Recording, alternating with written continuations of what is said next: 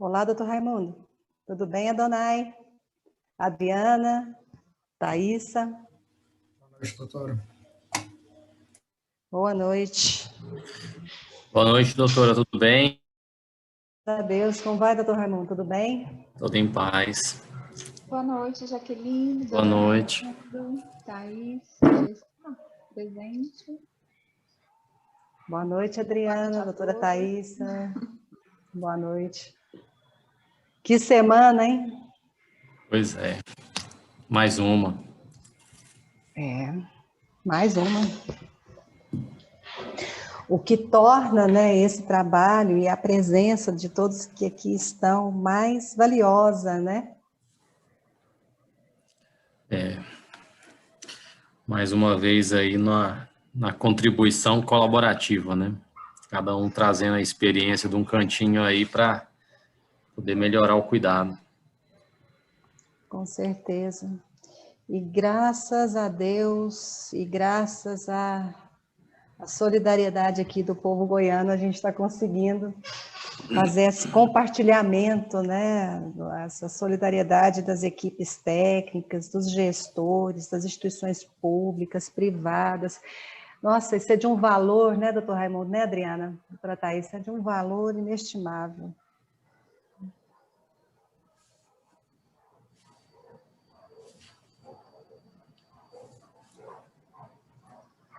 Precisamos de todos, né? Nesse momento. Só uma equipe, só uma pessoa realmente não consegue. E com esse apoio, realmente a gente é capaz de levar para muitas pessoas, né? Esse trabalho. Muito importante, sim. Tirar dúvidas, né, compartilhar boas práticas, o que tem sido desenvolvido, né, doutor Raimundo, doutora Thaís, ao longo, né, dos processos, ao longo desse período, né, todo, muito desenvolvimento, muita informação, e como trabalhar essa informação na organização do trabalho, nos processos de trabalho, enfim, acho que é importante demais haver essa troca de informações, extremamente importante.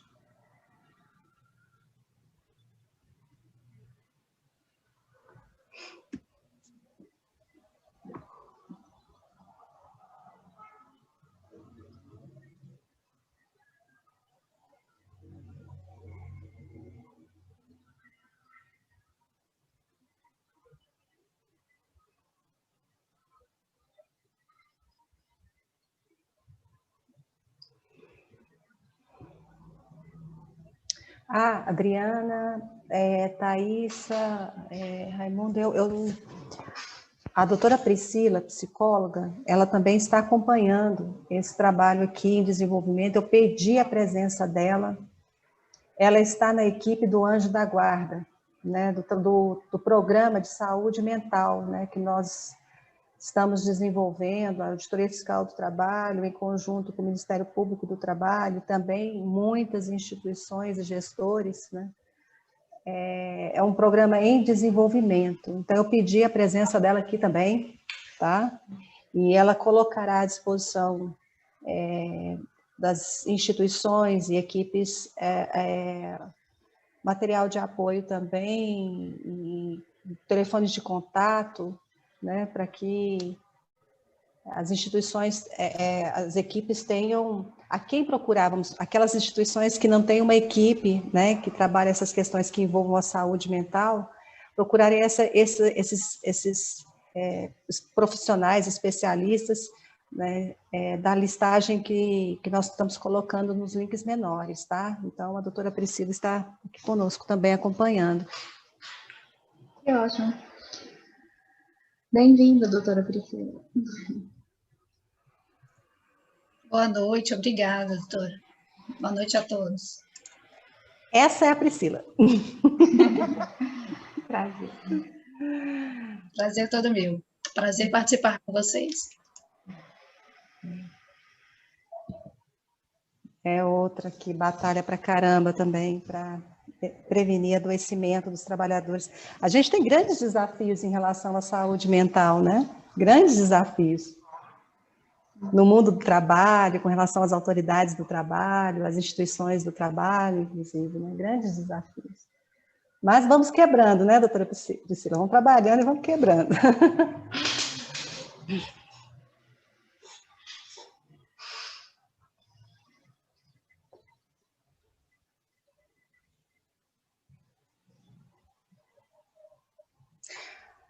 Então, aos mediadores, vamos ajudar no chat, porque o pessoal, nós temos pouco tempo e muita informação para ser trabalhada, então nós vamos aqui no chat, a gente vai ficar se comunicando, tirando dúvidas, conversando com o pessoal que está participando, tá? E aproveitando não só o tempo que temos, mas os espaços disponíveis também nessa ferramenta. Então,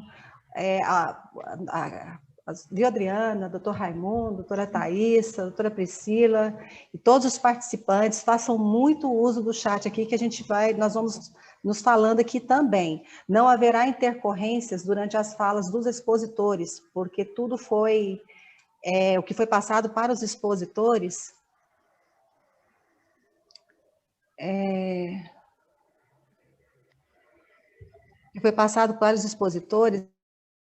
são informações e dúvidas que vieram da ponta semana passada, essa semana, são questionamentos atualicíssimos, tá, doutor Raimundo? Pedidos atualicíssimos, assim, de demandas atuais, né, dessa semana.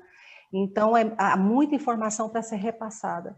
Então, nós decidimos que não faremos intercorrências durante as falas dos nossos expositores, para que todos tenham acesso às informações, aos esclarecimentos úteis, né, que eles estão trazendo para esse trabalho aqui.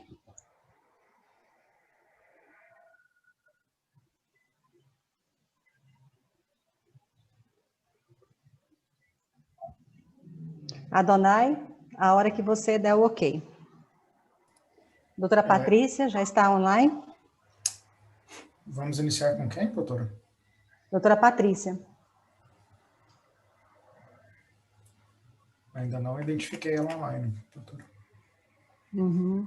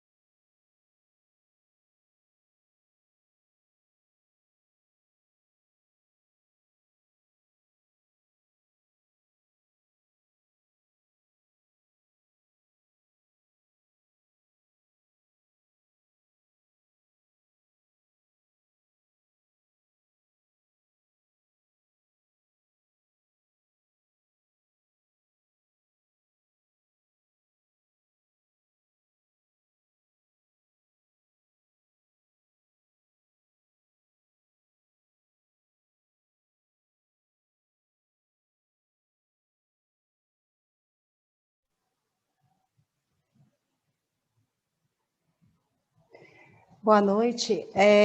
Nós estamos corrigindo um imprevisto aqui, e com relação à TI, né? Então, a equipe da doutora Patrícia. Então, nós vamos começar a nossa exposição com o doutor Rodrigo, que já está aqui. Então, vamos inverter a ordem da exposição. Tudo bem, doutor Raimundo, Thaísa, ok? Adriana? Podemos começar, então. Boa noite. Boa noite. Estão todos me ouvindo bem? Sim. Tá bom. Sim. Eu vou doutor Rodrigo, então. E só um minutinho. Nós vamos nos apresentar primeiro e já passamos a palavra para você, tá, Rodrigo? Só um minutinho, ok? Só um minutinho, tá? Boa noite a todos, sejam todos bem-vindos, né? Meu nome é Jaqueline Carrijo, sou auditora fiscal do trabalho, coordenadora das auditorias do setor de saúde do estado de Goiás, e essa noite nós estamos dando continuação à exposição referente aos equipamentos de proteção, tá? Hoje nós temos a apresentação de 2 equipes, ok? E sejam todos bem-vindos, aproveitem a oportunidade, estamos à disposição para ajudar e cooperar com os trabalhos das equipes técnicas, e sabemos a semana difícil, né, que todos estamos tendo, então a presença de vocês aqui é de grande valor para todos nós, para o estado de Goiás. Muito obrigada a todos. Doutora Adriana? Boa noite a todos. Adriana, sou farmacêutica bioquímica, trabalho na Secretaria de Estado da Saúde, coordenadora de Segurança do Paciente e Controle de Infecção. Sejam todos bem-vindos. Essa noite, né, a gente vai, como a Jaqueline já colocou, né, dando continuidade à live da semana passada, a gente vai estar falando, né, dos equipamentos de proteção individual e falando mais especificamente também de uma parte muito importante, né, que é a paramentação, a desparamentação. Então, sejam todos bem-vindos e aproveitem bastante. Doutor Raimundo? Opa, eu acho que eu inverti a ordem. Doutora Thaísa. Isso, doutora Thaísa, desculpa. Palavra, doutora Thaísa. Se a doutora Thaísa o microfone está fechado. Está fechado? Não, já está aberto, doutora. Boa noite a todos, guerreiros que estão aqui nessa quinta-feira, né, mais uma vez, em busca de conhecimento de qualidade, né. Meu nome é Thaísa Paixão, eu sou fonoaudióloga, sou médica do trabalho do Hospital de Urgências de Anápolis, e sou também conselheira fiscal da Associação Goiana de Medicina do Trabalho. E agradeço mais uma vez a doutora Jaqueline pelo convite, né, dessa segunda noite aqui dessa educação continuada, nesse momento tão importante em que nós estamos aí vivendo 2 pandemias, né, como eu já falei, a pandemia da infecção, na segunda onda aí, da infecção pela Covid-19 e a infodemia, né, uma pandemia de informações, muitas vezes desnecessárias, muitas fake news. Então a doutora Jaqueline vem com essa iniciativa maravilhosa para nos auxiliar nessas 2 pandemias, né, trazendo aí informação de qualidade, com profissionais altamente capacitados para nos ajudar com essas informações filtradas e práticas, né, para o nosso dia a dia. E então, temos a expectativa de mais uma noite maravilhosa, de muitos conhecimentos, né. Então, passo a palavra para o doutor Nonato.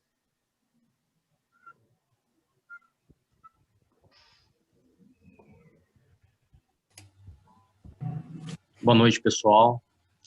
Em primeiro lugar, é uma satisfação imensa participar aqui com vocês. É um momento, mais uma vez, delicado. Ninguém imaginava que, por tanto tempo, viveríamos uma situação como essa. E, nessa circunstância, o aprendizado e a busca constante, e aqui é uma grande oportunidade para que a gente consiga compartilhar com equipes de excelência aquilo que pode ser replicado em nossas instituições.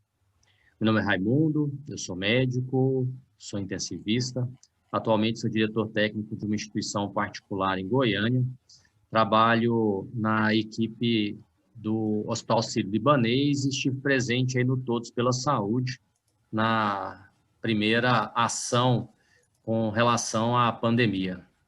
A doutora Thaisa, ela trouxe uma consideração muito importante.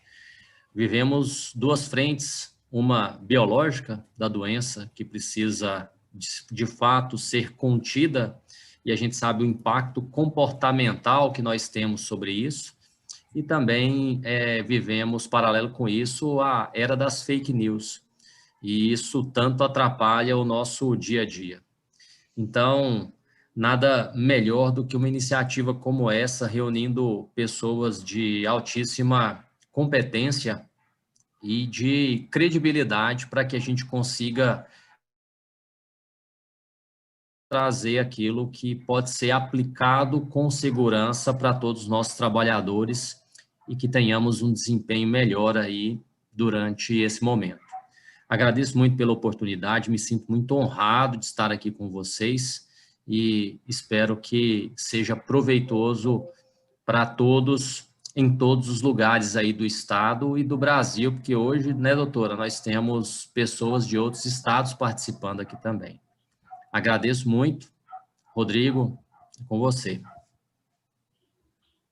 Obrigado, doutor Raimundo. É um prazer imenso a gente participar aqui, né, desse projeto, desse programa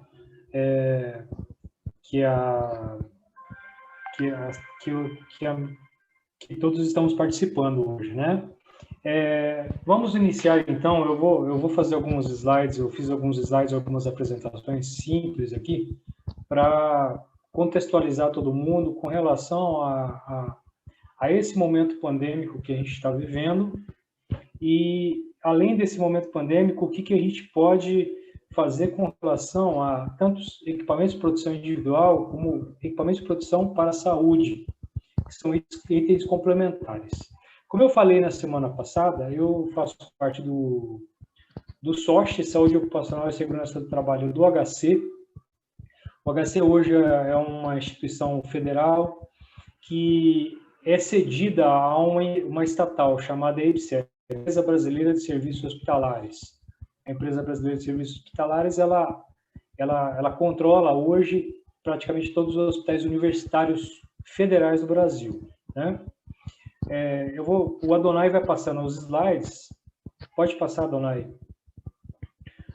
Como eu disse no início, a gente tem que colocar sempre o SESMIT, no meu caso, o SOST, numa posição de destaque, né? Ele sempre tem que estar em pé de igualdade com recursos humanos, direção, SCIRAS, que é o pessoal de controle de infecção, e CIPA. Quando a gente tem uma posição de destaque do SESMIT, ele ganha corpo e ele ganha grande importância e objetividade, tanto em outros aspectos de segurança, como principalmente na questão de EPIs, equipamentos de proteção individual, que é o foco dessa conversa. Adonai, pode passar. Bem, nada que a gente está falando aqui se difere do que é aplicado nas NRs.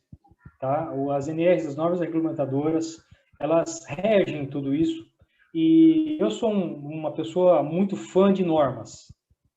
O Brasil, ele carece de normas, mas não só de normas, ele carece do brasileiro seguir normas, seguir normativas. A gente percebe claramente nesses problemas de desinformação que a gente está tendo. Se é normatizado, por que não seguir?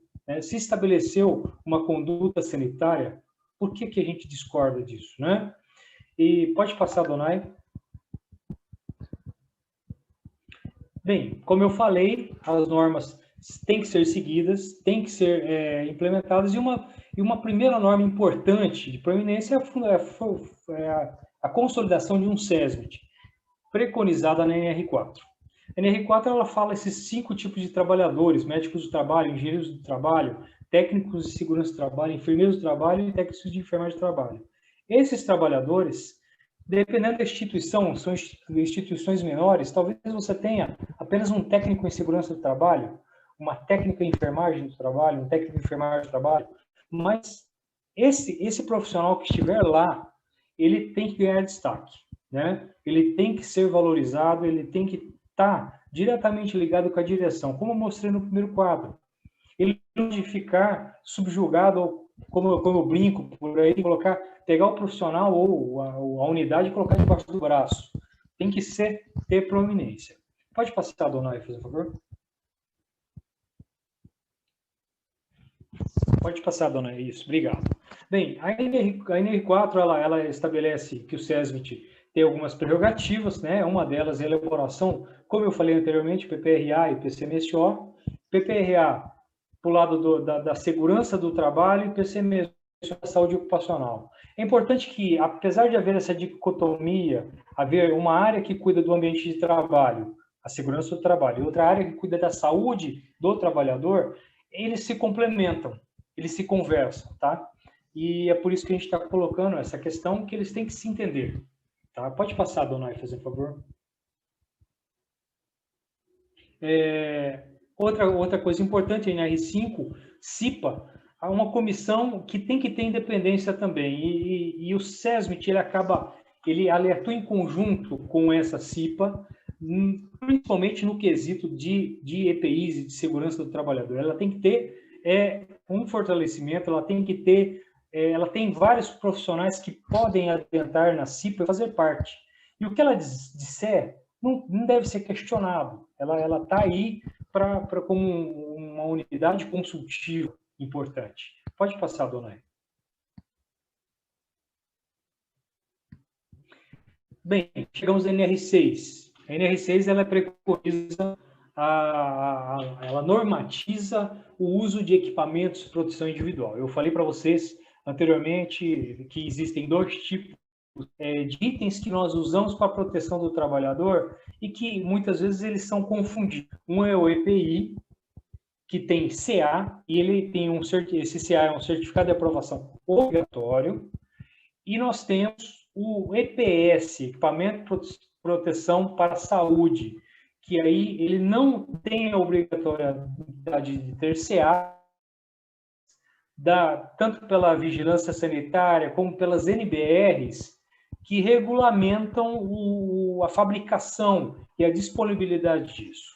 Aqui eu coloquei alguns mais importantes, né? A máscara, uma luva de látex de procedimento, que tem CA, um óculos de proteção, uma máscara PFF2 normal e do lado uma PFF2 N95, né? Que hoje está está uma procura imensa por conta da sua qualidade, da sua especificidade em termos de proteção ao trabalhador. E tudo isso está regulamentado pela NR6. A NR6 ela determina como você deve fazer para estabelecer esse tipo de equipamento, um EPI, Equipamento de Proteção Individual, para os seus trabalhadores. Tá? Lembrando que, conceitualmente, o EPI ele deveria ser o último dos recursos adotados para você proteger um trabalhador. Os primeiros recursos a serem adotados é você eliminar o risco. Mas a gente sabe que, principalmente na saúde, a gente não tem como tirar a exposição do trabalhador. Nós estamos falando de pacientes com Covid, né? Pode passar, dona Ai, por favor? Bem, como eu falei anteriormente, alguns tipos de equipamento de proteção para a saúde, tá? Esses EPS, equipamentos de proteção à saúde, eles acabam sendo combinados com os EPIs. Eles não necessitam de um CA, de um certificado de aprovação, tá? Como o EPI, como eu citei no slide anterior, tem que ter, mas ele precisa ter um registro na Anvisa. E não só um registro na Anvisa, como ele precisa ter alguns requisitos de fabricação evidenciados.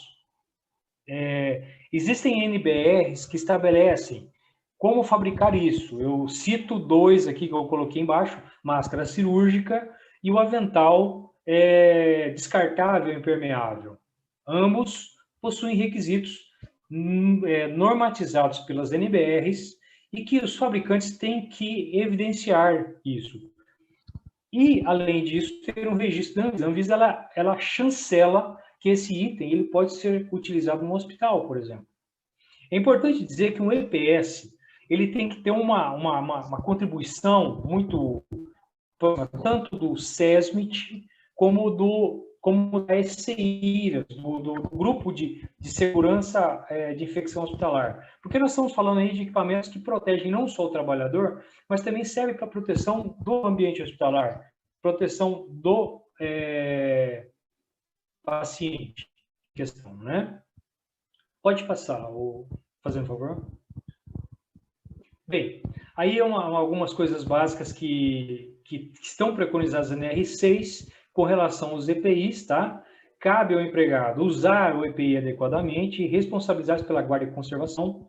Isso é uma tarefa pegada pelo empregador, mas que o empregador, nesse último quesito, ele tem que dar os recursos para o trabalhador, para o empregado, para o trabalhador colocar isso em questão. E, principalmente, aí vai a questão para o empregador, é fornecer o EPI adequado e exigir seu uso. Tá? Ele tem que não só disponibilizar, mas exigir o uso, orientar e treinar. Nada pior do que você jogar um EPI na mão do trabalhador e não explicar como deve ser usado. Isso pode ser até uma arma contra ele próprio. Tá? Então, ele tem que ser treinado, capacitado e responsabilizar-se pela higienização e manutenção. Que, nesse caso, ele pode estabelecer essa responsabilidade junto com o trabalhador, mas ele tem que ser o responsável máximo, o empregador, sempre, tá? Pode passar, a dona Ana.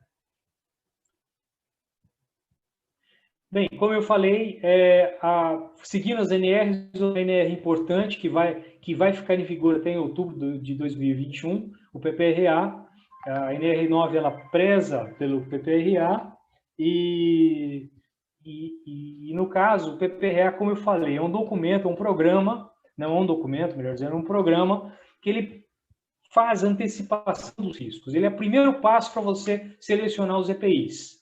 Porque você, a partir desse programa, você reconhece os riscos e você estabelece medidas de controle ou mitigação desses riscos ambientais. O PPRA é o primeiro passo, o pontapé inicial. Pode seguir, Adonai. Bem, o PPRA ele tem que identificar 5 riscos básicos, né? Riscos físicos, um exemplo no hospital é a radiação ionizante, raio-x. Risco químico, um exemplo de um hospital, formaldeído, acético. Risco ergonômico, posição, um cirurgião que fica durante 5 horas numa cirurgia de pé, um técnico de enfermagem que tem que fazer movimentos do paciente. Os riscos ergonômicos são muito grandes. Acidentes, você tem diversos tipos de acidentes no hospital que pode ocorrer e nem se falar do biológico, né? E aí, no PPRA, você tem que enxergar cada risco desse e encaixar as suas fontes geradoras desses riscos e a trajetória que esse risco vem até o trabalhador. Daí você você exercita as medidas de mitigação e controle. Como eu disse, que é prioritário você tentar tirar o risco, depois você tentar colocar uma barreira na trajetória desse risco, e se você não conseguir um desses, proteger o trabalhador via EPI. Tá? No hospital, como eu disse anteriormente, muitas vezes é difícil, quase impossível, você pegar um técnico de enfermagem e ele fluidos corpóreos de um paciente ele está junto do paciente. Não tem como você fazer uma proteção ou eliminar esse risco como numa indústria química ou numa indústria de montagem de autopeças, por exemplo. Tá? Pode seguir, Adonai, fazendo favor.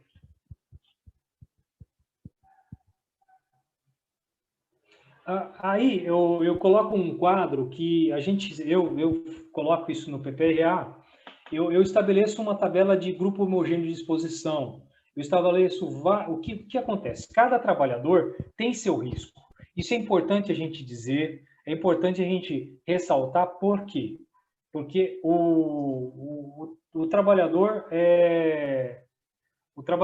cada trabalhador ele vai ter uma função, ele vai ter uma lotação. Então, a gente pode verificar nessa tabela que a primeira coluna que a gente coloca é o setor ou unidade que ele trabalha. Nesse setor ou unidade, você tem vários postos de trabalho. E o terceiro, que é na segunda coluna, a terceira coluna é o cargo, o trabalhador. Por exemplo, a gente pode perceber no último, por exemplo, um médico de hemodinâmica, cardiologia.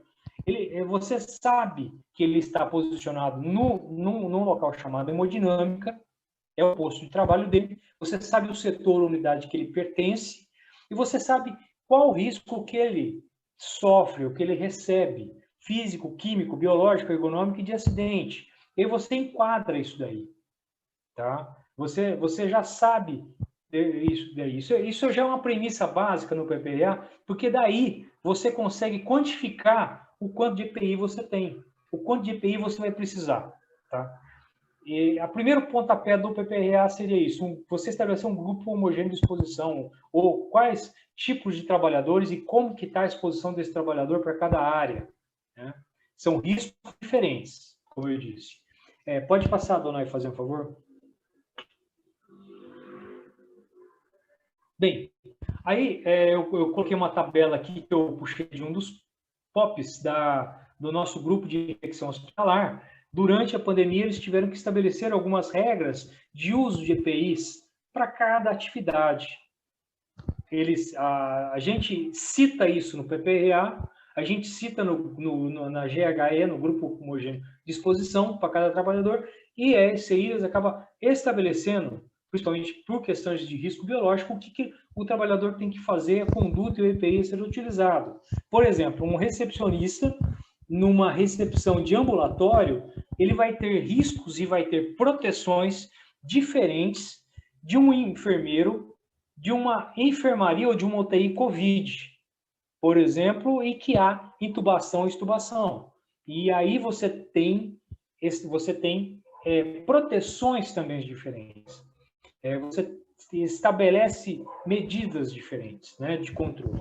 Pode passar, Donai.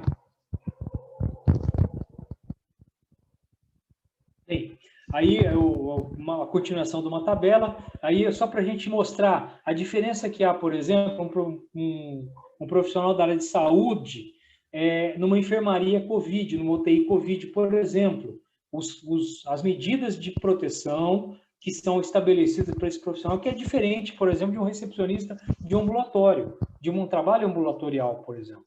Então, reforçando mais uma vez, o PPRL tem que conversar com as outras áreas, ele tem que ser difundido, e a segurança e o controle de infecção do hospital tem que estar estabelecendo medidas para cada tipo de trabalhador.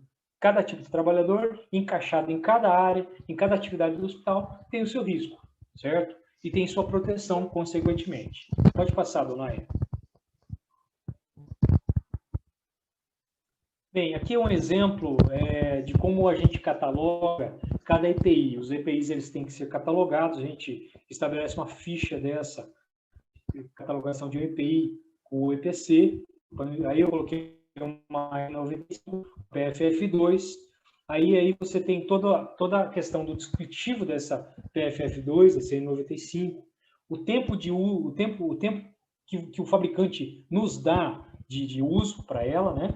E algumas outras utilizações para algumas outras utilizações e condutas que o trabalhador tem que ter, tá? Pode passar, Adonai. Aí eu coloquei algumas sequências básicas de você adquirir um EPI. Adquirir um EPI não é só você ir na loja e comprar. Preciso de 595 para uma instituição. Não é só isso. Você tem que ter um passo a passo, você tem que analisar isso daí. E aí, o primeiro item é o item que o SESMIT faz, que ele define o EPI ou EPS a ser utilizado com base no agente meio de propagação. Aquilo que eu falei no PPRA, quando você estabelece o PPRA e você sabe quais os riscos que o trabalhador tem, cada trabalhador lotado em cada posto de trabalho, em cada área, ele tem um risco diferente, e aí você estabelece que tipo de medida que você quer para evitar a exposição indevida desse trabalhador. Aí o segundo passo é descrever os requisitos a serem observados, o que se espera nessa proteção. Se você está com problema de gotículas ou aerosóis no ambiente, que tipo de protetor você vai colocar? Que tipo de EPI? É um N95 que você quer? Não, é névoa química. Então, não é só uma N95, é um respirador com carvão ativado ou com filtro. Então, você tem que saber o tipo de coisa estabelecer. Aí, no terceiro passo, é quais e quantos trabalhadores impactados. Aí você olha no seu GHU quantos trabalhadores você tem. Por isso que lá no início, na primeira slide que eu falei, hoje é que ele esteja ligado à DIV-GP, a Divisão de Gestão de Pessoas, ou Recursos Humanos. Por quê? Recursos Humanos, junto com o SESMIT, eles vão se contracenar na questão de quantitativo de trabalhadores na unidade, para ter esse domínio completo, tá?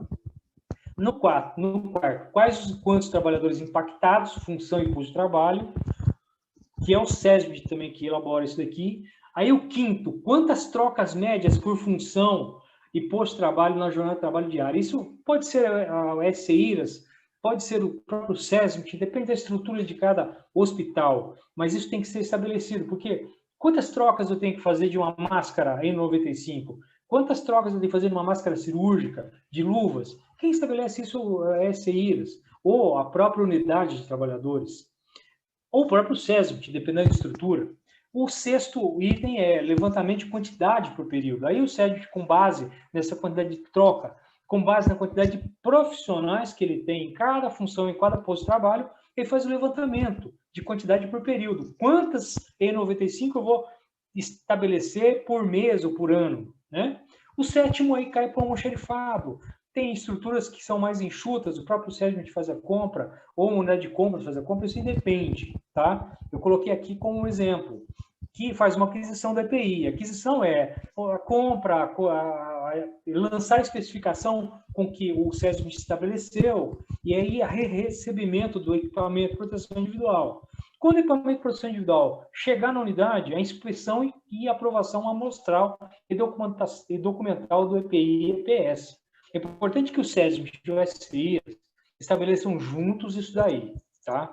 Eles façam esse trabalho juntos, em parceria, para que eles possam aprovar isso daí, tá bom? Pode passar novamente.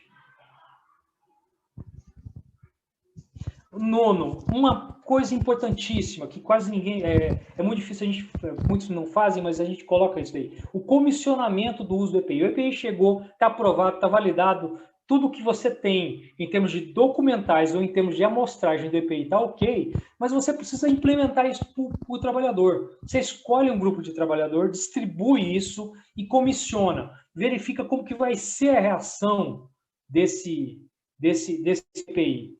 Como que ele vai ser utilizado, como vai ser a aceitação daquele modelo para aqueles trabalhadores. Houve o comissionamento, houve a aprovação, houve algumas observações, armazena esse EPI, isso é obrigação do almoxarifado.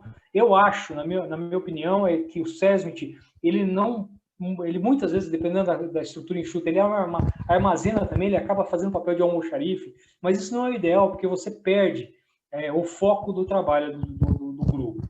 O SESMIT e eles começam a capacitação do uso de EPIs e usuários. 12º, acompanha a distribuição, para onde vai, quem retira, quem distribui. 13º, acompanhamento do estoque. O SESMIT e o almoxarifado começa a acompanhar o estoque e o consumo. E o 14º, retoma a capacitação de uso de EPIs. Ele começa a enxergar no acompanhamento do estoque, se o estoque está baixando demais, mais do que o previsto, alguma coisa pode estar acontecendo. O uso está sendo inadequado, certo? E aí o 14º retoma a capacitação, se for necessário. Adonai, pode passar. Eu já passei 2 minutos, inclusive. Essa é uma ficha de teste de comissionamento do EPI, que é um exemplo de uma ficha que você dá para a unidade. Você tem uma unidade de enfermagem, você precisa de um EPI, você testa com um grupo, por exemplo, de enfermeiros, e aí esses enfermeiros passam a usar durante um tempo, desde que esteja validado, tanto documentalmente como amostralmente, e os profissionais começam a usar. E eles começam a preencher quesitos importantes que eles observam. Conforto térmico, conforto do equipamento, certo? Isso é muito importante, porque daí o SESMIT, tendo essa ficha devolvida para ele, ele finaliza o comissionamento. Né? Pode passar o... Obrigado, pessoal. É isso que eu queria falar. Eu passei 3 minutos do meu do meu prazo, eu passo a palavra à doutora Jaqueline. Eu agradeço a todos pela oportunidade, pela presença aqui, e com sucesso todos venceremos essa batalha, pessoal. Muito obrigada, Rodrigo. Mostrou a importância das equipes multi, né? Assunto que nós tratamos na semana passada e reforçamos nessa semana, porque tem sido, sim, um diferencial nessa pandemia. Adonai, por favor, doutora Patrícia. A Patrícia já está... Boa noite. Seja muito bem-vinda. Boa noite. Patrícia. Muito obrigada. Boa noite, doutora Jaqueline. Boa noite a todos. Eu que agradeço a oportunidade. Eu já vou compartilhar a tela para a gente iniciar. Doutora Patrícia, por favor, se identifique, a sua instituição, certo, por favor. Certo. Tem como habilitar a tela, por favor, para mim compartilhar? Pode tentar novamente, doutora Patrícia. Ok.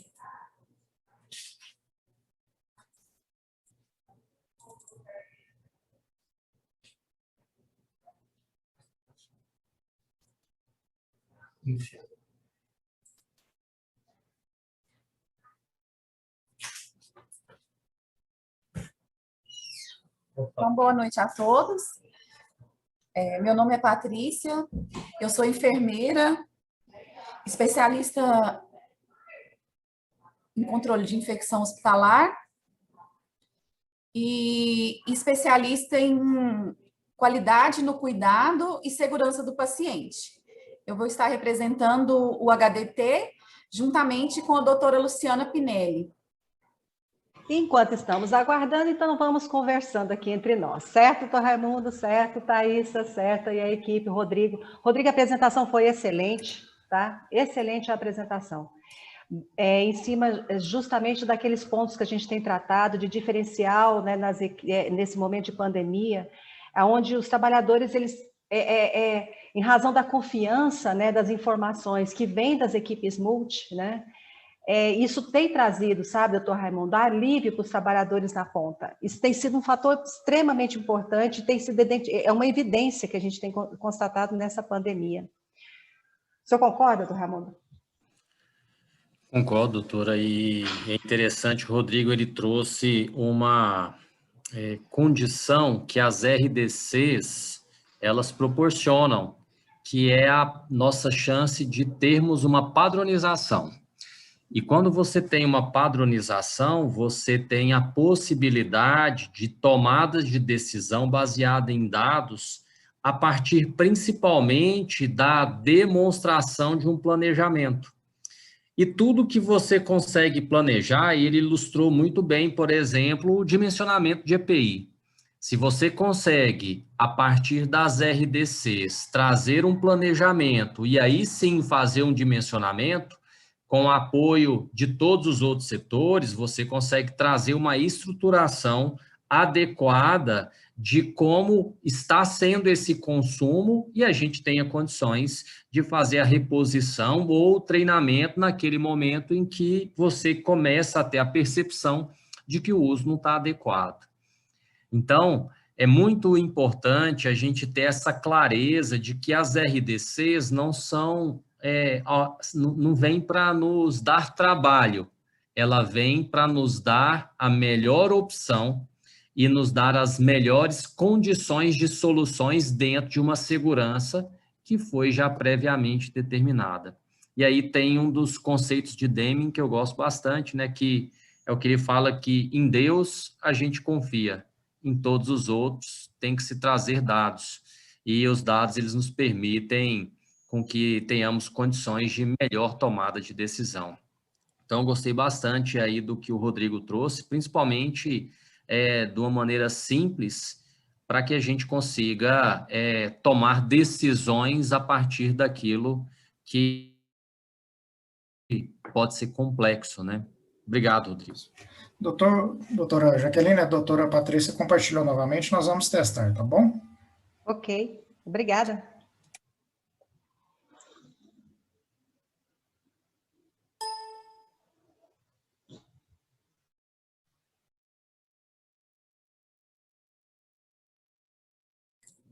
Pronto. Então, eu vou chamar novamente a doutora Luciana, que...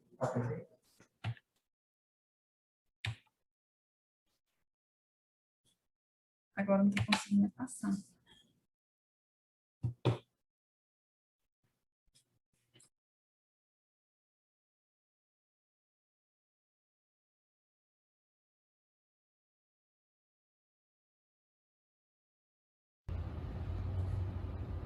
Muito boa noite a todos.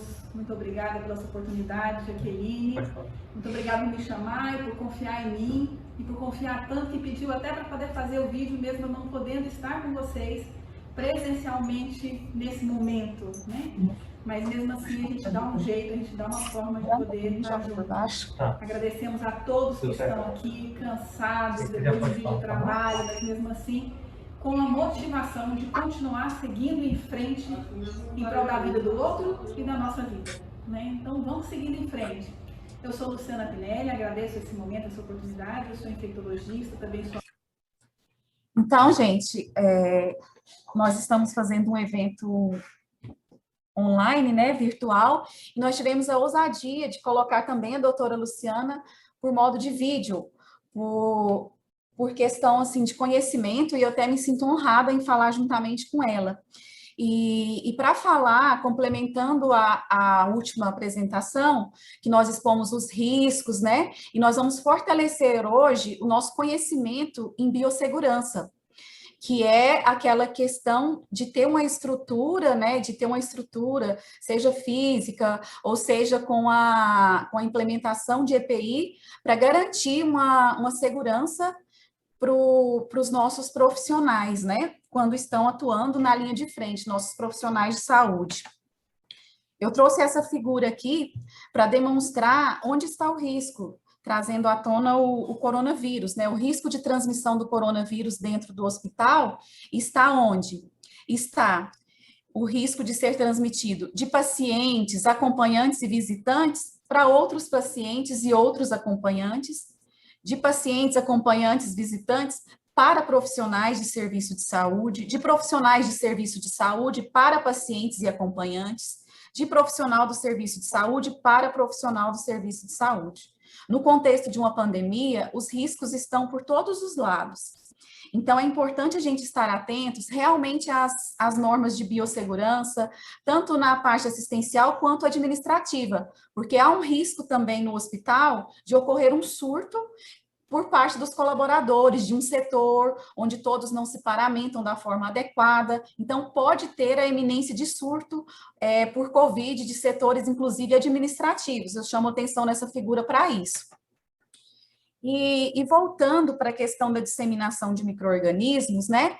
E pensando na sua contenção, eu pergunto, como evitar a disseminação de micro-organismo?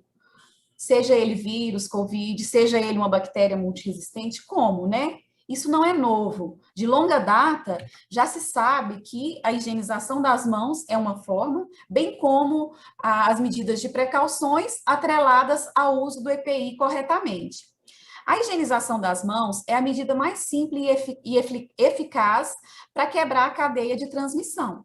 Porque a higienização das mãos, quando bem feita, ela retira toda a microbiota transitória que está na nossa mão, que é aquela microbiota adquirida do ambiente, o ambiente hospitalar, e retira também parcialmente a microbiota residente, se tratando de uma higienização simples das mãos. E pode ser feita tanto com água e sabão, ou com álcool gel. E o que vai me determinar a qualidade é a técnica utilizada. O que vai me determinar a qualidade é como eu faço a fricção das minhas mãos, né? E se eu faço também no momento correto. Muitas vezes, quando a gente pergunta para o profissional, você higieniza suas mãos? Ele fala, higienizo muito sempre, mas não basta higienizar muito sempre, basta higienizar nos momentos corretos. E trazendo isso para o ambiente assistencial, eu trouxe essa figura da OMS, porque ela esclarece muito bem em que momento o profissional deve higienizar as mãos, nem para exceder e nem a menos, né, considerando a qualidade. Essa figura, ela mostra os 5 momentos indicados pela Organização Mundial de Saúde. E essa linha pontilhada significa que dentro da linha pontilhada eu tenho a área do paciente e fora da linha pontilhada eu tenho a área da assistência. Então, o profissional de saúde, ele tem que ter o cuidado de não levar micro-organismos e contaminação da área assistencial para a área do paciente. E também tem que ter o cuidado de não retirar microbiota, micro-organismo, contaminação da área do paciente e levar para a área assistencial e contaminar outros pacientes, bem como profissionais. Então, são 5 momentos. A gente percebe que a seta, ela está em sentido que vai para o paciente, em sentido que sai da área do paciente, certo? Isso significa o quê? Que nos momentos que a seta está em direção ao paciente, acontece o risco do profissional levar o micro-organismo para o paciente, que seria o momento para quebrar essa cadeia de transmissão, higienizar antes de tocar no paciente e higienizar antes de realizar procedimento asséptico. E no momento da seta que ela sai, para mim não levar a contaminação do paciente para a área assistencial, eu tenho que higienizar as minhas mãos após tocar no paciente, após risco de exposição a fluidos e após tocar superfícies e áreas próximas do paciente. Falando um pouco da técnica, é importante a gente higienizar todas as partes das nossas mãos.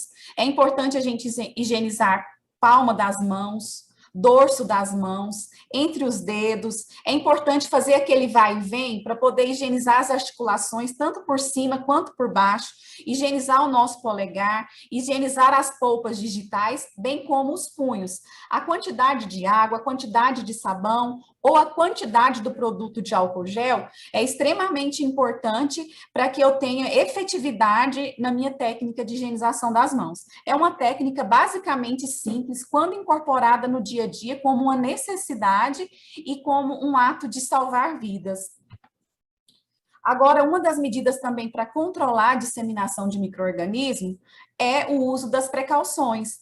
E nós temos a precaução padrão, que ela é atribuída para todo e qualquer paciente, não só paciente. A etiqueta de tosse, que é a questão da gente conter a saída, a expersão de secreção com o nosso antebraço, é uma etiqueta de tosse, que hoje foi atribuída para a máscara, porque uma vez que todos estão de máscaras, eu não preciso da etiqueta de tosse no sentido de usar o antebraço, porque a máscara, ela me protege de expelir isso para o ambiente.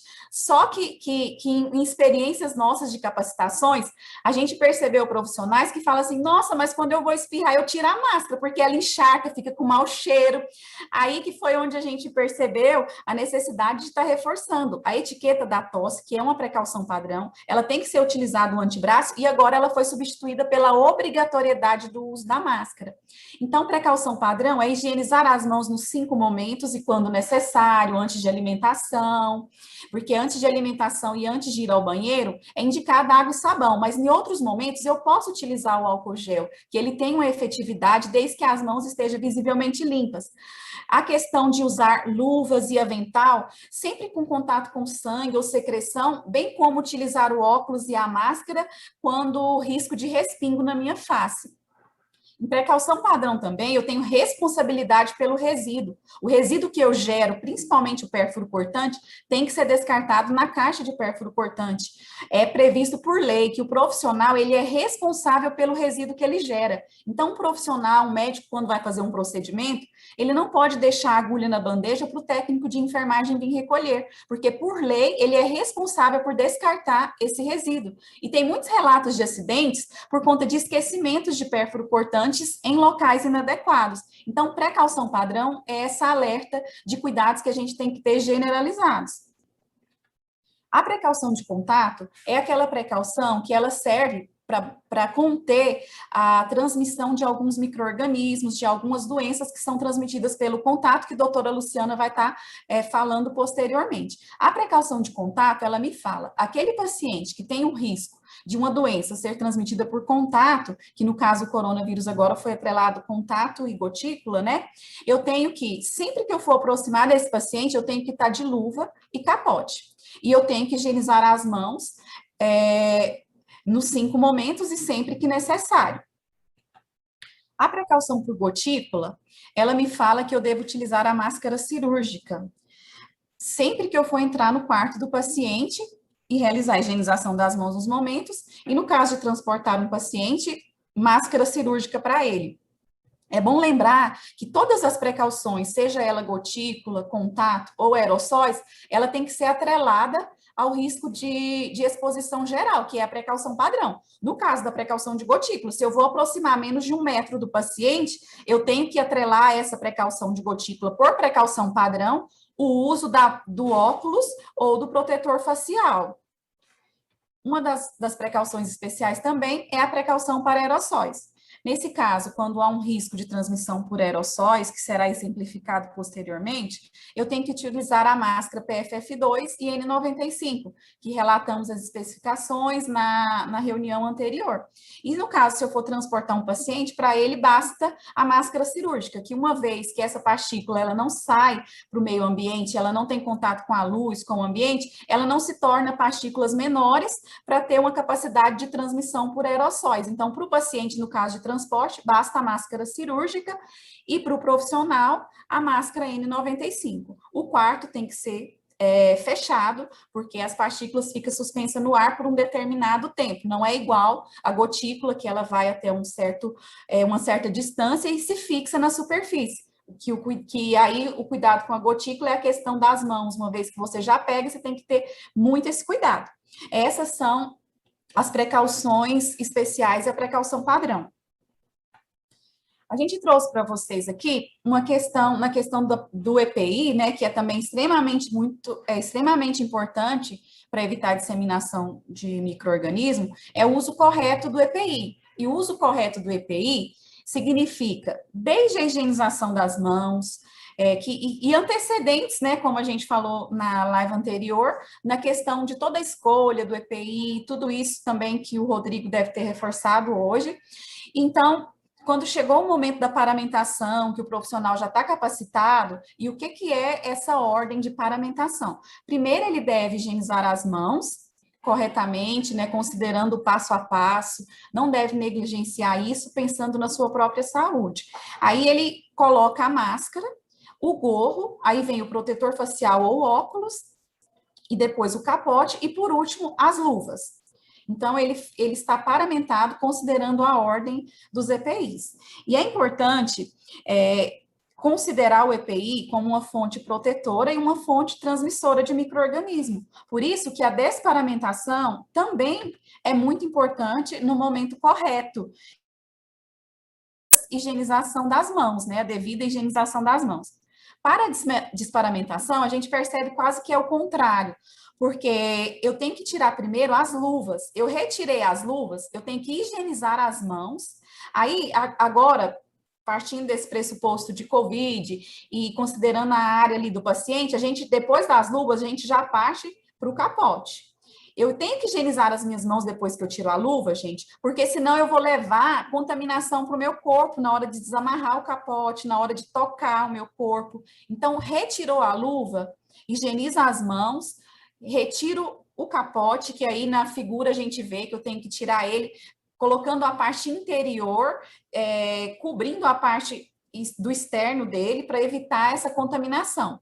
Aí eu higienizo as mãos novamente, aí eu vou e retiro o meu protetor facial e higienizo as mãos, retiro o gorro e por último eu retiro a máscara. E nesse momento de pandemia a gente não retira a máscara, que aí é uma orientação até que a gente tem que reforçar do uso do protetor facial para proteger a nossa máscara, que na realidade a gente nem sempre consegue trocar ela a cada plantão ou a cada uso como a gente gostaria. Então, a gente já pode ficar com essa máscara e não necessariamente eu preciso trocar a máscara e a paramentação do rosto para passar de um quarto para o outro. Agora, do capote eu preciso sim, porque o paciente não tem só COVID, ele tem micro-organismo multiresistente, então é importante se atentar a isso. A nota técnica 4 da Anvisa, ela prevê isso, ela autoriza o profissional a manter a paramentação do rosto, mas ela não autoriza o profissional a manter a paramentação do capote. Então, é proibido eu utilizar o mesmo capote entre pacientes. E nós temos um vídeo, não vai dar para passar agora, mas eu vou disponibilizar depois para a doutora Jaqueline, quem tiver interesse, é tanto da doutora Luciana quanto da Marta, fazendo a simulação de paramentação e desparamentação. Agora, eu vou passar a palavra novamente para a doutora Luciana, para ela, e juntas vamos explanar essa questão dos EPIs, né, mesmo. E antes disso, falando do controle da fonte, nós utilizamos essa imagem aqui para falar do controle da fonte. E para alertar também que essa máscara é bonita, não é? É de tecido, só que é proibido em ambiente hospitalar. Então, o empregador, ele tem o dever de fornecer uma máscara cirúrgica, se for o protocolo da instituição, né? Para o profissional prestar assistência. E para as áreas administrativas também, é obrigatório a máscara cirúrgica, a máscara tripla cirúrgica. Essa de tecido não pode. Nós utilizamos justamente para chamar a atenção e focar nessa proibição mesmo de usar no ambiente hospitalar.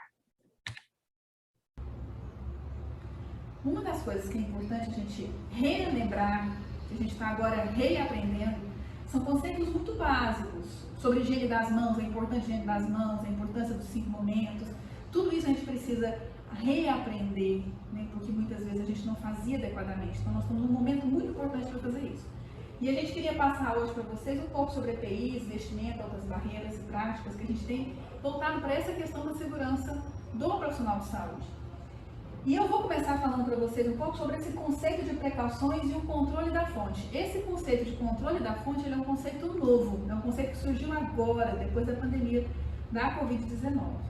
E os conceitos de precaução não, esse nós já tínhamos, mas eu preciso falar dele um pouco antes da gente falar de cada EPI especificamente. A questão do controle da fonte, ela chegou para poder deixar bem claro para a gente qual que é o objetivo do uso da máscara na comunidade. As máscaras que são de pano, que são confeccionadas sem nenhum tipo de padronização, a gente não sabe como é feita. A única orientação que foi dada de maneira genérica foi que eu fosse feita com 2 tecidos.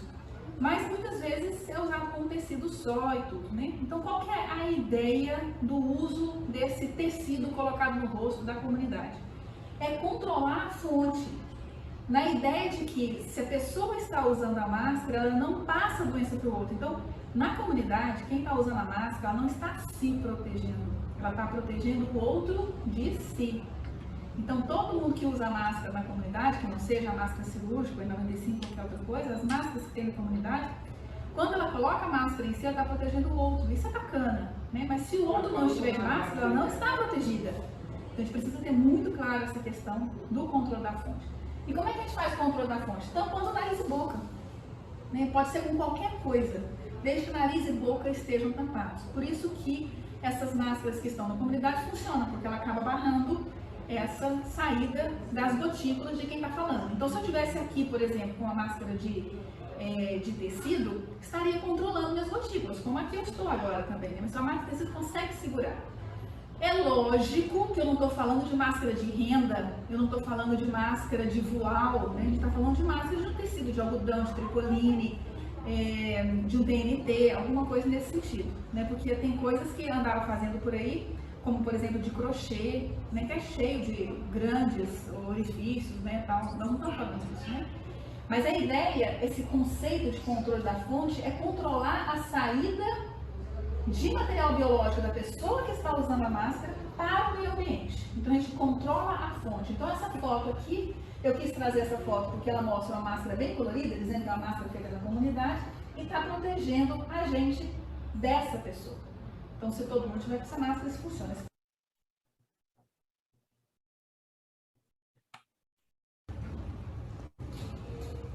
Ainda com os exemplos, precaução para os olhos, vou usar para tuberculose, para sarampo, precaução para gotículas, vou usar para meningite, para coqueluche, para difteria, e precaução de contato para varicela, para micro-organismos multiresistentes, para escabiose. Então, aqui estão as doenças contagiosas. Para coronavírus, existiu algumas considerações, algumas recomendações um pouco diferentes entre a Organização Mundial de Saúde e entre a CDC. Quando começou a pandemia no ano passado, o CDC dizia assim, olha, é para todo mundo usar a máscara N95. Se você não tiver, usa a máscara cirúrgica. O que ele estava dizendo? É para fazer precaução para os olhos se você não tiver para as gotículas. O que a Organização Mundial de Saúde diz? É para fazer precaução para gotículas, mas se você tiver N95, faz o upgrade e vai para precaução para aerosóis. O fato é que todo mundo concordava que em procedimento que gera aerosóis, como intubação, como aspiração, broncoscopia, a própria coleta de material para diagnóstico, todo mundo tinha que usar precaução para aerosóis. Então, o mínimo hoje, que é mínimo, é recomendado, é que você use precaução para gotículas para poder atender o paciente. Certo, aí ela reforçou a questão da precaução, né, no caso de coronavírus, que tem protocolos, tem instituições que usam a precaução por gotículas, e tem instituições que usam a precaução por aerossóis. Aqui no HDT, nós adotamos a precaução por aerossóis, considerando que a gente quer que o profissional, ele manipule minimamente seu rosto, porque quando em procedimentos que geram aerossóis, intubação, aí nesses casos tem que estar com a N95. Então, a gente quer evitar que esse profissional fique retirando a máscara cirúrgica, colocando a máscara N95, considerando um ambiente contaminado. Então, a gente mantém a máscara N95 juntamente com o protetor facial para evitar contaminar a parte posterior. Então, depois que a gente entendeu o conceito de controle da fonte, precaução de contato, precaução de aerosóis, precaução de gotículas, precauções padrão, vamos para cada um dos EPIs, para a gente entender como que eu posso utilizar, né? Então, a máscara cirúrgica, que é essa que está na foto, no meu rosto, na minha mão, ela, quando colocada no meu rosto, ela serve para o controle da fonte. Então, se eu estiver com alguma coisa, eu não passo. Isso é extremamente interessante no momento onde a doença que nós estamos enfrentando não está apenas na comunidade que nós estamos atendendo, está entre nós também. É diferente quando a gente atendia outras epidemias, onde os pacientes eram imunodeprimidos e aí a gente tinha uma chance pequena de atingir a gente. Como acontece, por exemplo, com os micro-organismos multiresistentes. A gente não acredita que ele vai dar infecção a gente, né? E agora não. Agora a gente tem essa circulação entre profissionais, entre pacientes e visitantes e acompanhantes, e a gente pode circular entre nós com esse vírus. Então, a importância de estar diante de uma máscara que faça o controle da fonte. Ok. Eu preciso de uma máscara para uma precaução padrão, a máscara cirúrgica resolve. Então, se tiver risco de respingo no meu rosto, eu posso utilizar a máscara cirúrgica. E outra indicação da máscara cirúrgica é a precaução para gotículas. Como eu tinha dado exemplo, o H1N1, a meningite, difteria, coqueluche. Então, a máscara cirúrgica ela serve para essas coisas. Se eu, por exemplo, for atender um paciente com difteria, ou coqueluche, ou H1N1, ou em coronavírus, quando o seu protocolo institucional diz que você pode atender com precaução para gotículas. Você vai, como é precaução para gotículas, você já vai entrar para esse paciente com essa máscara cirúrgica. E aí vamos supor que eu vou fazer um procedimento que gere respingo no meu corpo inteiro, fazer um grande curativo, alguma coisa que gere bastante gotículas. Eu vou acrescentar a esse EPI que está aqui para precaução para gotículas, os outros que eu preciso da precaução padrão, certo? Mas vamos um por um. O uso correto da máscara cirúrgica, né? O uso errado, e comumente a gente percebe isso, coloca abaixo do queixo, né?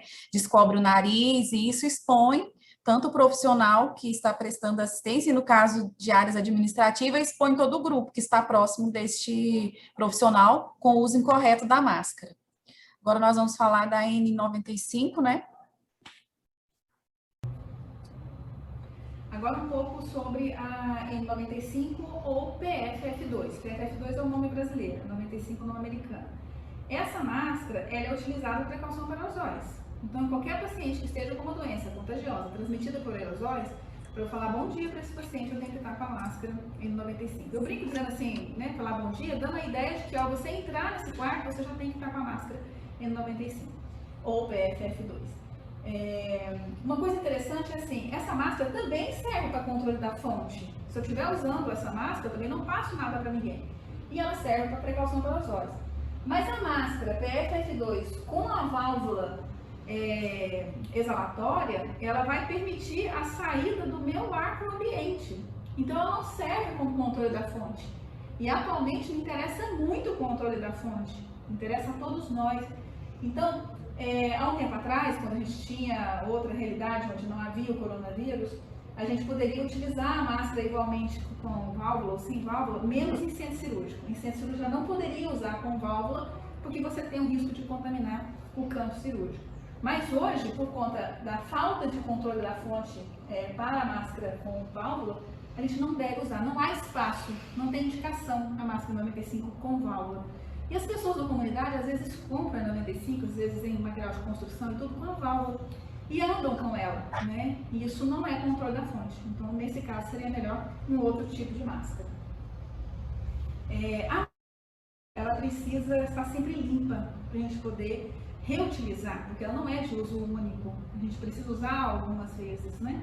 Então, toda vez que eu for pegar na máscara 95, eu tenho que estar de mãos limpas. E toda vez que eu for retirar do meu rosto, eu tenho que limpar as mãos para poder pegar nela novamente. Isso é muito importante, porque o estoque de N95, ou o custo dela, é algo que realmente impacta bastante. E a gente pode ter carência desse material, como a gente vivenciou e tem vivenciado em várias unidades, a carência desse material. Então, a gente precisa realmente cuidar bem dele. E eu vou mostrar para vocês como é que a gente faz a guarda dele. Uma sugestão para a gente poder guardar a máscara N95. É uma sugestão, existem várias outras. Essa daqui eu copiei de um vídeo da internet, né, e a gente tem utilizado dessa forma em algumas unidades. Então, você tem uma máscara 95 que você vai guardar, sua mão está limpa, você acabou de limpar, você usa um envelope e usa uma folha A4. Como é que você vai fazer? Uma folha A4 dobrada ao meio e dobrada ao meio novamente. E aí nessa ponta que forma aqui, você tira um pedacinho. Esse pedacinho que sai vai formar um orifício, por onde você vai passar as tiras da N95. Você passa as tiras ficam do lado de fora, não ficam tocando aqui a máscara, e você pode guardar no envelope com o seu nome dentro da sua unidade onde você trabalha, em algum local limpo e identificado, né? E aí você pode guardar a sua máscara por um tempo que foi estabelecido pela sua unidade. Quando você vai utilizar, o que você tem que fazer? Higiene das mãos. Limpa as mãos e você vai usar. Você tira a máscara daqui de dentro, segura pelas alças, abre o papel sem tocar na máscara, pega pelas alças. E não tem como colocar a máscara sem encostar nela, mas tem como encostando pouco, né? Eu não vou colocar ela aqui agora, mas ao você colocar a máscara aqui, você vai ter que encostar nela para poder fazer o ajuste do clipe nasal, tá? É o único momento que você vai ter que usar. E aí você vai ter que tocar nela. Aí você ajusta as tiras, ok, lava a mão. A partir daí, continua colocando todos os outros EPIs. Aí você fez o que você tinha que fazer, tira os seus EPIs, ela vai sair por último. Lava a sua mão, retira a máscara. No que você retira a máscara, ela vai sair meio aberta. Assim, né? Você não toca nela. Você vem com o seu papel novamente, sem encostar na superfície dela. E com o papel você fecha a sua máscara. Fechou, guarda novamente no envelope. Certo, gente. A questão da máscara N95, nesse contexto de pandemia, eu considero que a gente perdeu um pouco no sentido de descarte da máscara, porque uma orientação anterior a essa, pela Organização Pan-Americana de Saúde, e até adotada, era a questão da utilização da máscara por 5 usos. Eu utilizei 5 usos, eu descarto essa máscara. E algumas unidades já estavam utilizando uma por plantão, era a nossa realidade. A gente já descartava essa a cada plantão, considerando que a gente tem 5 usos ou até mais em um dia, considerando o perfil do nosso hospital, né? E que essa questão da escassez no mercado, da falta que fez, da questão da contaminação do profissional de ficar tirando e colocando, a gente adotou e a gente reutiliza ela considerando as condições da máscara. É a máscara que vai te dizer isso. Pode ser que você tenha que trocar a máscara do profissional em um plantão, porque se a máscara estiver úmida, suja, ela tem que ser trocada imediatamente. E por isso da importância de utilizar o protetor facial sempre que for prestar uma assistência para garantir a integridade dessa máscara. Se for um local onde é muito quente, o profissional, ele sua bastante, então, se essa máscara ficar úmida, ele tem direito de trocar essa máscara. Uso correto, uso incorreto. Agora, vamos para a questão da touca e do avental como precaução padrão. Agora, a touca, que eu estou usando aqui também. Toda vez que você tiver chance de respingo de qualquer coisa no seu cabelo, na sua cabeça, você vai usar por precaução padrão a sua touca, né? Então, o uso da touca, ela é por precaução padrão. Não é por precaução de gotículas, precaução de aerosol, é por precaução padrão. Tem risco de respingo, você vai chegar a menos de 1 metro do paciente, tem risco de uma tosse, um espirro, isso chegar até você? Tem, então você usa a touca como precaução padrão.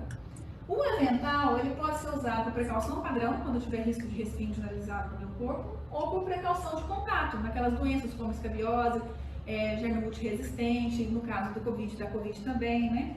Então, precaução de contato. E a gente tem aqui um exemplo para vocês do capote, como está na foto também, né?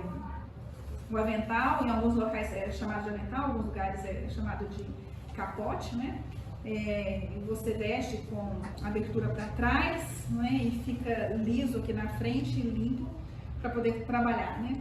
E na hora que você vai retirar, você tem o cuidado de retirar ele enrolando para que ele não traga a contaminação que estava por fora para você. Mas vocês vão ter acesso ao vídeo também ensinando a desparamentar.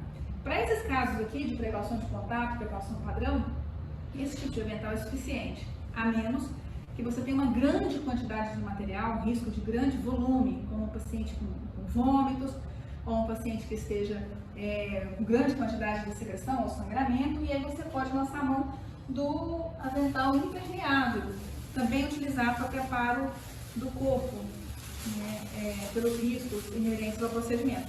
Esse avental é completamente impermeável e é também descartável e te protege para grande volume de material biológico.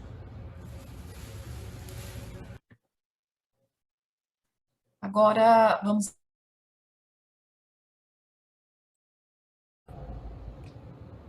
E agora as luvas. As luvas podem ser usadas como precaução padrão, então toda vez que eu for entrar em contato com material biológico, tem risco de material biológico estar nas minhas mãos, chegar até as minhas mãos, vou usar as luvas. E também para precaução de contato, doenças contagiosas que passam pelo contato, como a escabiose, germe multiresistente, varicela e também coronavírus.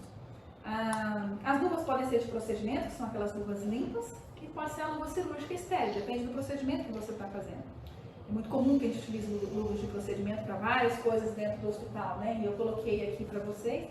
E é importante que a equipe seja treinada como tirar as luvas, né? A técnica mais comum da Anvisa é aquela que você levanta aqui a parte, você não passa o dedo sujo aqui no seu antebraço, você levanta pelo punho e você tira devagarzinho, embola essa luva na sua mão e a outra mão vem por baixo, agora pele com pele, né, protegendo aqui assim, e você tira o restante. Imediatamente depois de tirar a luva, tem que lavar a mão. Imediatamente antes de colocar a luva, tem que higienizar as mãos, né, higienizar ou lavar, sinônimos. Então que a gente entenda muito bem isso, porque eu vou colocar vários EPIs e por último vai entrar a luva. Eu tenho que lavar a mão pelo menos 2 vezes, uma antes de começar a colocar os EPIs e uma antes de colocar a luva. Assim que eu tiro a luva, eu preciso lavar a mão, porque essa minha mão provavelmente está contaminada com material biológico. Ah, mas estava com a luva. Mas é nesse momento que a gente pensa no risco, né? Então, tirei a luva, eu posso estar com o material biológico aqui na minha mão, imediatamente eu lavo a minha mão e depois eu venho tirar os outros EPIs. Então, é muito importante entender que luva e higiene das mãos estão inseparáveis, elas são inseparáveis, não há exceções. Tá? Tirou a luva, tem que higienizar as mãos. Agora, existem outras técnicas de tirar as luvas absolutamente sem nenhum risco de contaminação. Aqui, por exemplo, se meu dedo estivesse sujo por algum acidente, na hora que eu vim com ele aqui, eu poderia me contaminar. E aí eu aprendi durante as capacitações, e isso é uma coisa que eu queria comentar com vocês, eu aprendi com os colegas outras formas de tirar a luva. Mas mais do que isso, eu aprendi que a gente aprende toda hora. E isso é importante. Porque uma vez que você junta uma equipe para fazer uma capacitação, você tem que estar disposto a aprender com o seu time, aprender com a sua equipe. Cada um tem uma informação diferente. Você está trabalhando com médicos, com enfermeiros, com técnicos de enfermagem, que trabalham em vários outros setores, em vários outros hospitais.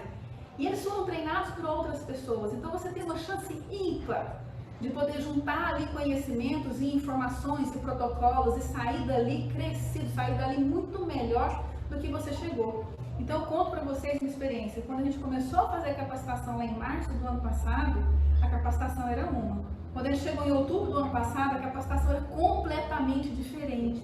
Porque a gente foi absorvendo as coisas boas que as próprias pessoas que estavam sendo submetidas à capacitação nos contavam das experiências de outros hospitais. Então a gente tem que estar disposto, preparado, com humildade, para a gente poder sempre aprender com o outro. Isso é bem bacana. Eu aprendi, por exemplo, uma técnica, que depois vocês podem ver no vídeo que está mais detalhado, né? Que a gente levanta aqui assim, faz um gancho, levanta aqui, faz um gancho, e aí você tira e sai absolutamente sem contaminar nada. Fica até charmoso, né? Mas não pode fazer estilingue, tem que tomar cuidado para não respingar, né?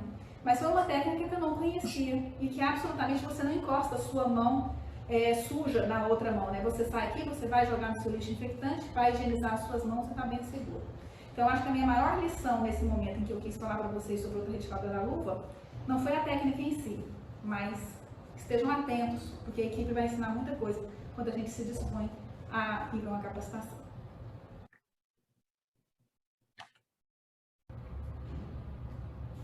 Eu queria mostrar para vocês uma figura sobre precaução padrão, né? Então, uma punção venosa tem risco de sangue no meu dedo? Tem, então eu tenho que usar a luva de procedimento nesse caso. Na década de 80, quando surgiu o HIV, década de 80 e 90, as pessoas funcionavam, pegavam veia, né? Absolutamente sem luva, não existia essa prática. E eu tive a oportunidade de chegar na HDT em 1996 como interna, 97 como residente, e eu consigo lembrar disso, que todo mundo pegava veia sem luva. E aí conquistamos o espaço e era para poder usar luva para todo mundo, e o hospital inteiro passou a usar luva, mesmo na pediatria, porque as pessoas tinham uma resistência muito grande, porque perdia o tato, não dava para pegar a veia de criança com luva e tal. Mas a pressão, né, e as orientações, e o conhecimento, e as pessoas vão aprendendo, e aí mudaram o hábito, e agora não existe isso, né, de você funcionar uma veia sem luva. Como eu disse no começo, eu também sou infectologista, mas também sou acupunturiata, né? E a maioria das práticas de acupuntura são feitas sem luva. E isso muitas vezes me incomodou, por conta de perceber que você faz um agulhamento e tem a chance de sangramento. Então a gente precisa usar luva. Então, na minha prática de acupuntura, sempre uso a luva também, por precaução padrão, porque tem risco, apesar de mínimo, mas tem um risco, né? Então a gente usa também a luva por precaução padrão.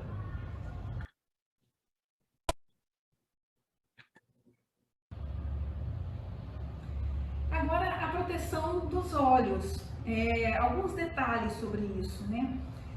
Quando começou o H1N1, lá em 2009, falava assim, quando você era para usar precaução para gotículas, mas se você chegasse a menos de 1 metro, era para usar também o óculos. Mas o óculos não fazia parte do contexto de precaução para gotículas, então isso não fica muito claro na minha cabeça, por que eu teria que usar o óculos. Tinha que ter um conceito mais simples, né? E o que eu vejo? Nós temos que usar um óculos por precaução padrão. Se eu chego a menos de 1 metro de uma pessoa, tem risco na fala, na tosse, no espirro, de vir alguma coisa nos meus olhos? Tem. Então é precaução padrão. Então, por precaução padrão, eu tenho que usar o óculos quando eu vou chegar perto de alguém que tem um risco de respingo.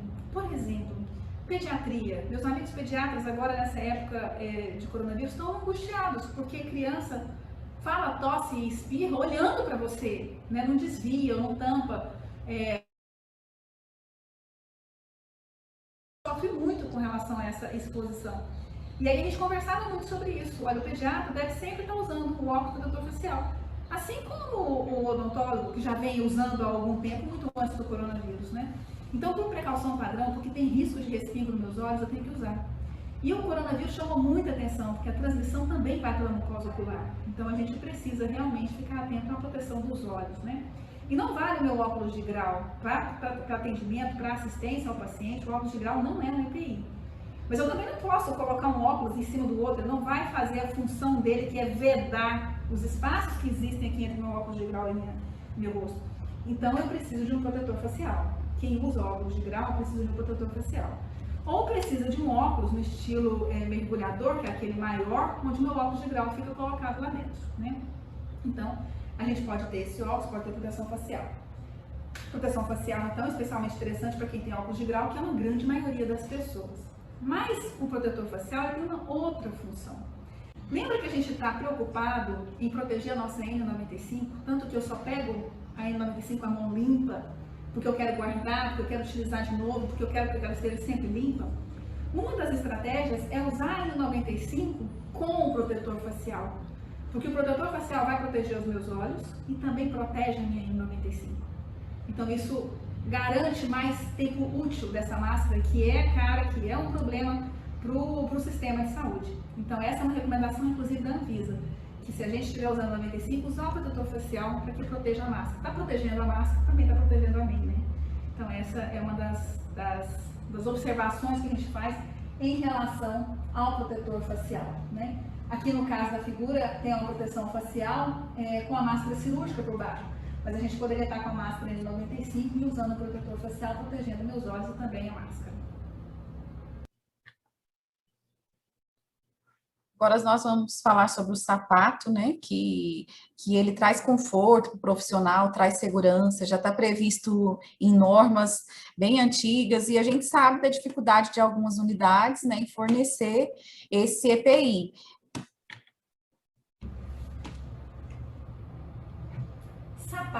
Sapato tem que ser fechado. Pela NR32 a gente tem que ter sapato fechado. E a gente está cansado, né? Desde 2005, falar de sapato fechado e falar de retirar os adornos. Chega um momento, desde 2005 a gente está falando disso, que a gente cansa, né? Não é hora mais a gente perder energia e tempo tirando brinco e colar das pessoas. As pessoas não têm que ir de brinco, não têm que ir de colar, acabou essa conversa. Não tem mais essa discussão, tire pronto, tem que ser uma determinação de cima e tem que resolver esse problema. Para quê? Para que as pessoas que estão na gestão próxima ali da assistência não fiquem perdendo o seu tempo mandando o funcionário tirar aquelas coisas. Tem que vir sem pronto, né? Então vamos parar de perder tempo com isso. Sapato impermeável e seguro, né? Aqui tem um exemplo de um sapato impermeável.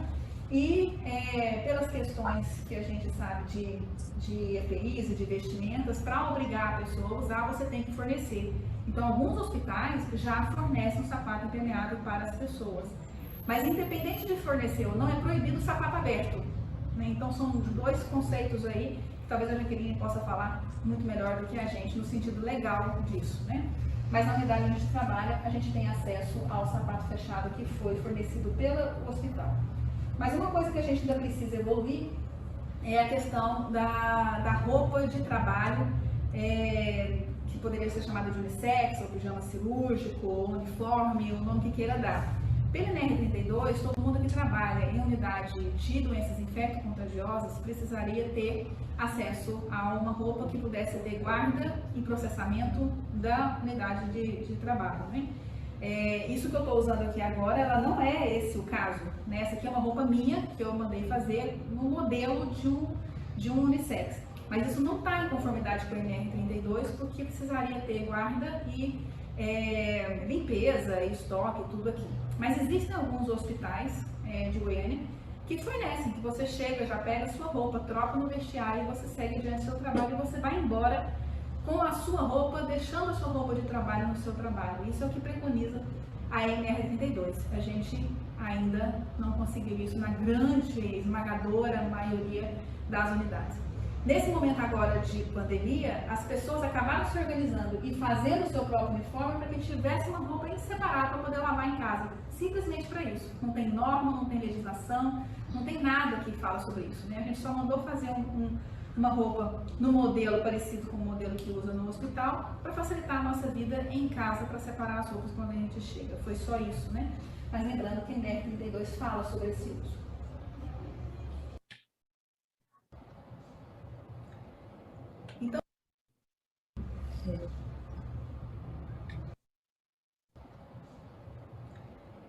Então, por fim, queria só agradecer essa oportunidade de estar com vocês de forma, pelo menos, mesmo que seja assincrônica, né?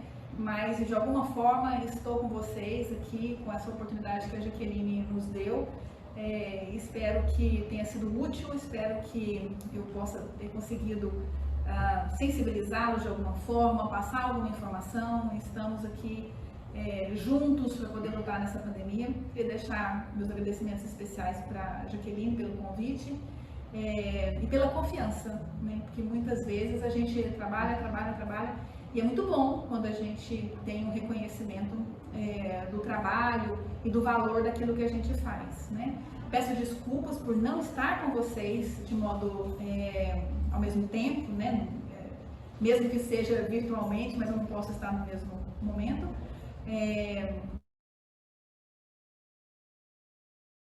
satisfação poder falar sobre esse assunto que a gente trabalha há tanto tempo.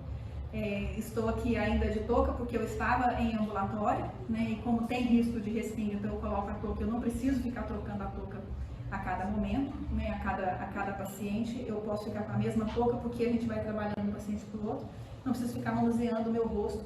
A Patrícia também já deve ter falado sobre isso aí, da gente evitar o manuseio de EPIs no rosto da gente, né? Então, muito obrigada e até a próxima. Também gostaria de agradecer mais uma vez a oportunidade, agradecer também a participação da doutora Luciana, da equipe da TI aqui, para que esse momento fosse possível. Tivemos que editar o vídeo dela, né, para colocar numa apresentação. Então, acredito que é realmente um aprendizado mesmo, e isso vem a calhar na nossa própria apresentação, que a gente tornou-se possível, por meio da solicitação da doutora Jaqueline, fazer uma apresentação virtual com uma participação também virtual. Então, deixo meus agradecimentos e que a gente possa aproveitar esse momento de pandemia, de adversidade, para fazer o bem para nós mesmos e também fazer o bem para o nosso próximo, né? Como dizia Dalai Lama. E estou à disposição, meu e-mail deixo aí para dúvidas e vamos repassar os vídeos para a doutora Jaqueline. Obrigada.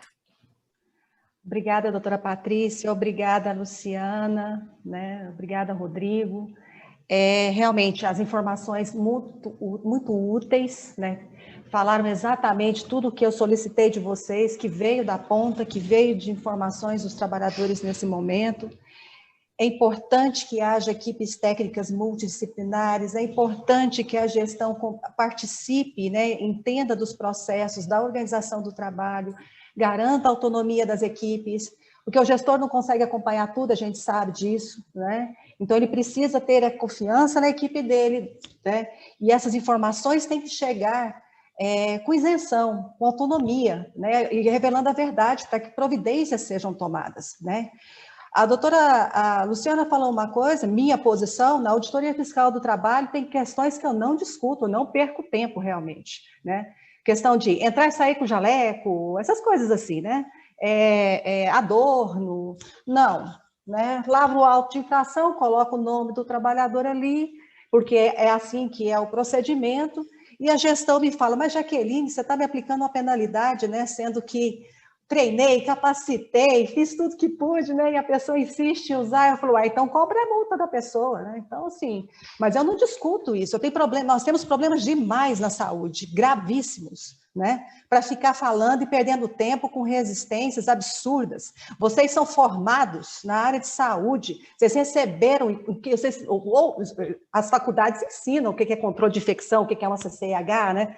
O que vocês têm que fazer, essa é a área de vocês. Né? Quem não se submete a biocontrole, a biossegurança, sinceramente, tem que mudar de carreira, muda de profissão, entendeu? Porque se você se recusa a usar os equipamentos de proteção preconizados pelo CCIH, preconizados pelo SESBIT, definidos pela instituição, que é para a proteção do trabalhador, do paciente, e uma garantia também nos procedimentos de segurança ambiental, se você não quer cumprir isso, vai fazer outra coisa.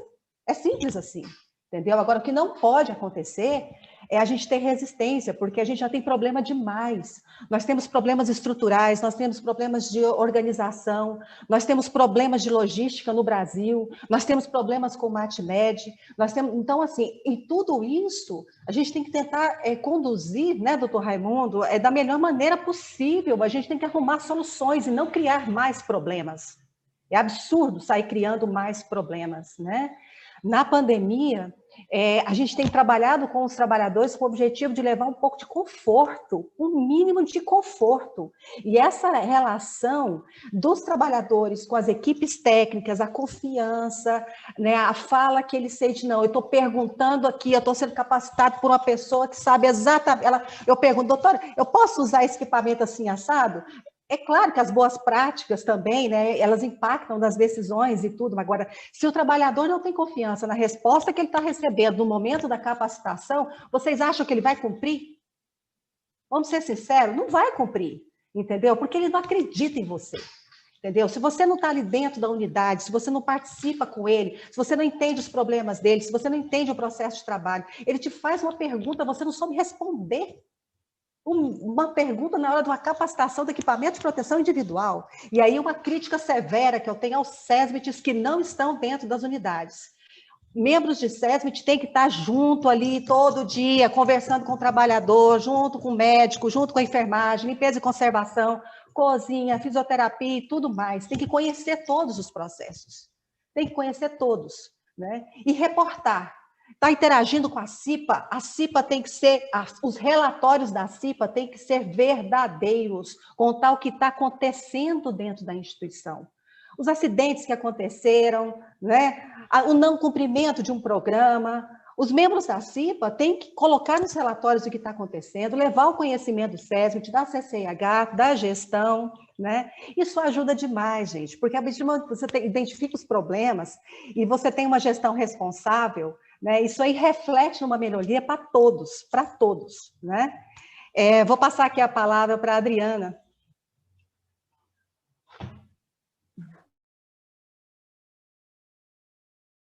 Na equipe do HDT, doutor Rodrigo também, né, falou anteriormente, doutora Luciana, né, trouxe falando sobre a paramentação, desparamentação, né, a importância, e eu quero reforçar, né, que a doutora Luciana colocou, referente ao uso das máscaras de tecido, né, que é proibido dentro do serviço de saúde. Teve um momento que a nota técnica 04 da Anvisa trouxe que alguns setores dentro das instituições de saúde poderiam estar utilizando, mas em Goiás a gente não adotou, né? Em todos os momentos a gente proibiu realmente o uso das máscaras de tecido nas instituições de saúde. Por quê? A gente entendia que as instituições não conseguiriam cumprir com os outros requisitos necessários para o uso da máscara de tecido, que seria aquela barreira de acrílico, garantir que realmente aquele profissional não fosse circular, que ele realmente fosse ficar só em uma área administrativa. Então, a gente sabia que não iria conseguir, né, manter esses outros critérios. Então, em todos os momentos a gente proibiu, e agora, em fevereiro, houve uma revisão dessa nota técnica 04, e que a Anvisa alterou, né, e que traz realmente, praticamente em todos os momentos, não se deve utilizar as máscaras de tecido. E reforço também das máscaras, né, com válvula, porque a gente está no momento de pandemia, não é apenas para a segurança dos trabalhadores, né? O trabalhador, infelizmente, ele também pode estar contaminado, e aí a gente precisa fazer o controle da fonte. Então, em todos os momentos, não se deve usar máscaras com válvula, e nem a máscara de tecido, né? Então, a máscara de tecido seria apenas fora das instituições de saúde. Mas, obrigada, foi excelente, né?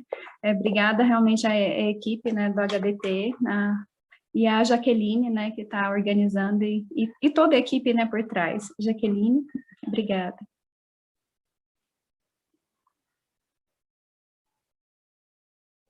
Doutora Thaísa.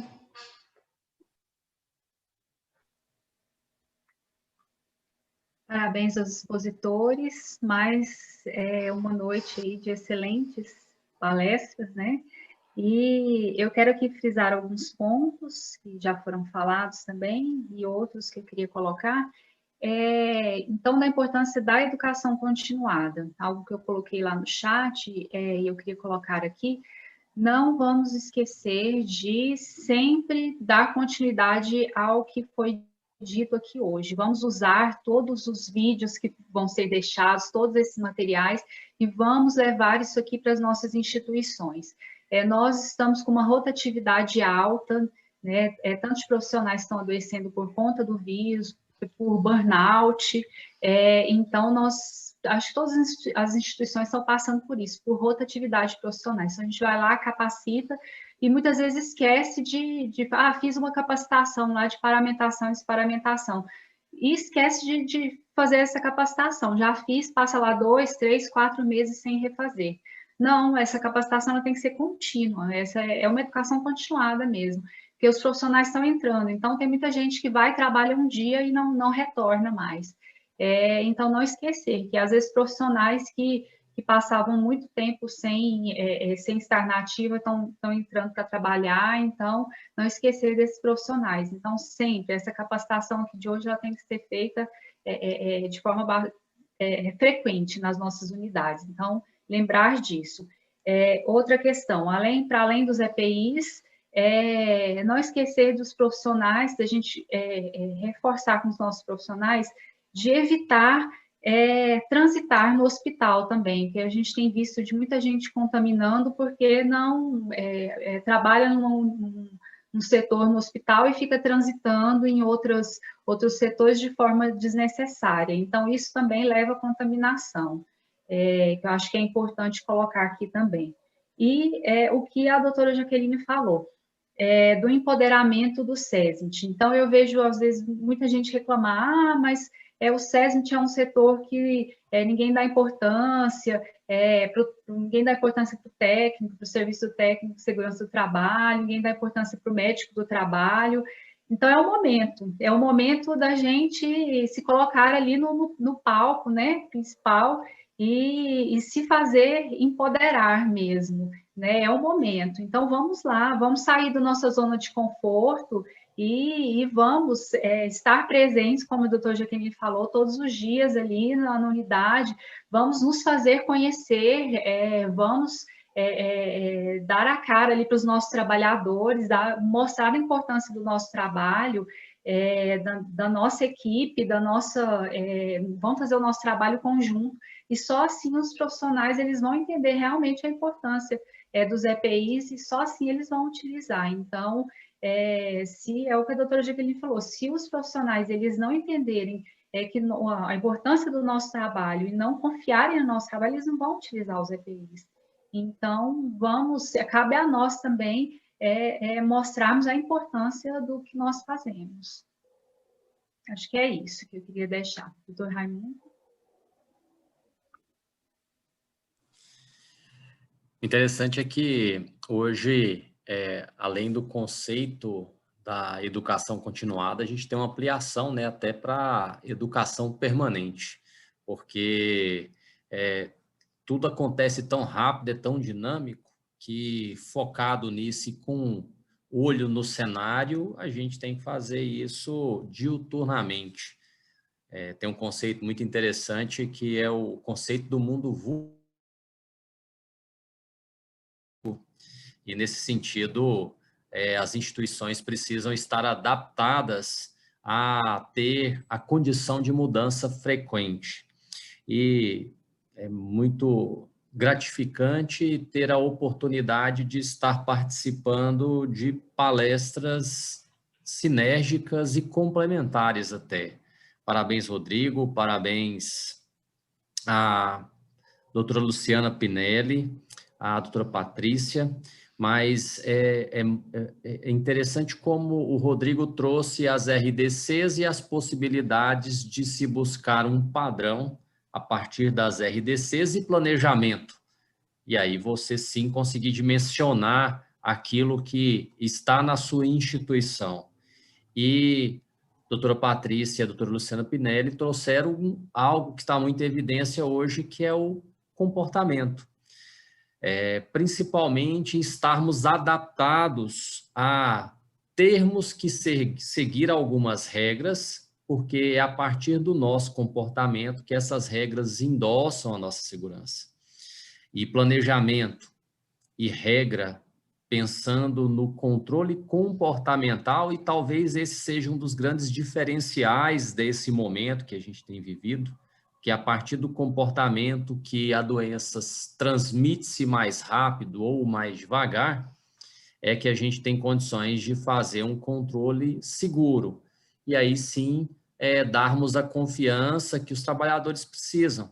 Porque quando temos a condição de, pautado na análise desses dados, darmos segurança aos trabalhadores, eles respondem com mais assertividade, com mais confiança e, principalmente, retribuem isso com resultados melhores. Então, acredito que foram recados e mensagens bastante sensibilizadoras para que a gente consiga fazer a modificação aí das nossas instituições. Agradeço muito aí pela participação, parabenizo a todos os expositores. Foi uma excelente noite. Doutora Jaqueline. Agradeço a presença de todos, a contribuição da doutora Patrícia, do doutor Rodrigo, trabalhando muito essa semana, né? Essa semana foi uma semana muito difícil para todo mundo que está na saúde. Produziram material, trocaram informações comigo, com a Adriana, até porque tudo que nós fazemos, tudo que a Auditoria Fiscal do Trabalho faz na saúde, na pandemia, é tratado diretamente com a Suvisa. Então, nós discutimos tudo, né, Adriana? Tratamos de todas as questões de forma junta para não haver conflito, crise de entendimento, isso não existe. Entre nós, isso não existe, né? A Zilá, né? A Super Zilá, nossa, a Luana, né? A Luana. Então, assim, envolvendo muita gente para que haja informações consistentes, né? Para que os trabalhadores não fiquem confusos, né, doutor Raimundo? Se não fala uma coisa, outro fala outra coisa, as informações, isso só prejudica, né? Quero convidar a todos para a semana que vem, né? Nós vamos dar continuidade a essa capacitação permanente, ainda continuamos com as informações dos trabalhadores da ponta. Na semana que vem nós teremos a participação de engenheiros clínicos, eletricista, né? Farmacêuticos, né? Porque é uma questão importantíssima nessa pandemia, tem envolvido o MatMed. Mas não se fala em MatMed, aí equipe o SESMIT todos em peso, pelo amor de Deus, vocês participem em peso aqui para vocês verem a visão da Auditoria Fiscal do Trabalho na interação, né, dessas equipes técnicas, desses profissionais, né, que muitas vezes a população não tem nem noção, né, mas eles também são linha de frente. Não existe um equipamento que funcione sem uma engenharia clínica, sem uma engenharia elétrica, né? Nós precisamos do pessoal da mecânica, nós precisamos de arquitetos, né? Nós precisamos dos nutricionistas, dos fisioterapeutas. Nossa, são tantos profissionais de saúde na linha de frente que eu estou correndo risco até de esquecer alguém, me perdoem, tá? Mas todos vocês estão sendo contemplados.